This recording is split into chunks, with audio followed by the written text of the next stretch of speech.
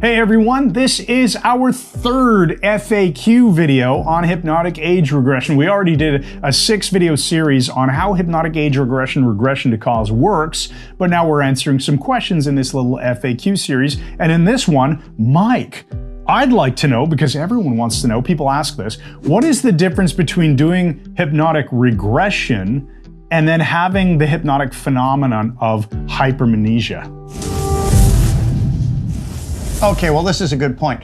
Regression is when you associate someone into a past event, so they are in their own skin, feeling all the emotions from the inside.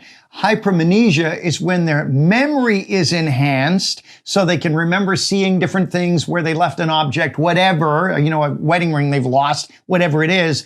But that does not involve being associated into the event. They're seeing from outside the frame, seeing themselves in the picture, and the two things are quite different. The reason we like these two terms and the reason they're useful is, say somebody just wants to remember something. All you have to do is take them into a deep trance, take them back and let them look at the events in sequence, and they can see it from the outside. But if you want to de-traumatize someone and want to get the abreaction going, you have to regress them into the event. They have to be inside the event to feel the emotions. That makes 100% sense. So if you're just helping me find my lost wedding ring and I realize, oh, I took it off and put it in the coffee can for safekeeping, right, I'm not associated into that memory. You're having me go through an experience and recall from an outside scene all the things that I did and go, oh yeah, I put my wedding ring inside of the really crappy coffee that I bought from Loblaws or something like that. Exactly. Now, there's another aspect to this. When I did a lot of forensic hypnosis, working with different police services,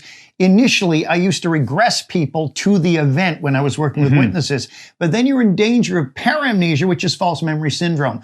As soon as you say something like, was there somebody else in the car? They go, yeah. So you got to be careful of that. So eventually I changed to a method that is all hypermnesia, where I never have to discuss the case during, before, or after the hypnosis. I could go into court and say I've never discussed it with the client at any time. So instead, I'm using guided imagery in that to stimulate the memory without regressing the person into the event. Okay, so regression to cause, we're associating. Hypermnesia, we're dissociated. That's your answer. And my example of putting a wedding ring inside of coffee was absolutely absurd, but I admit it, so it's okay. It's okay, it works. And the funny side note here is something called the regression paradox.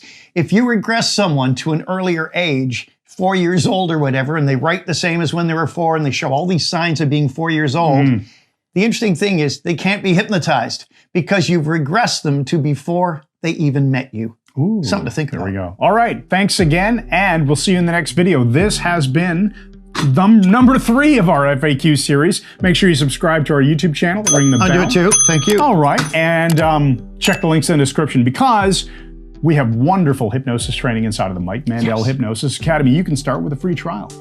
See you in the next video. Thanks again, and good night.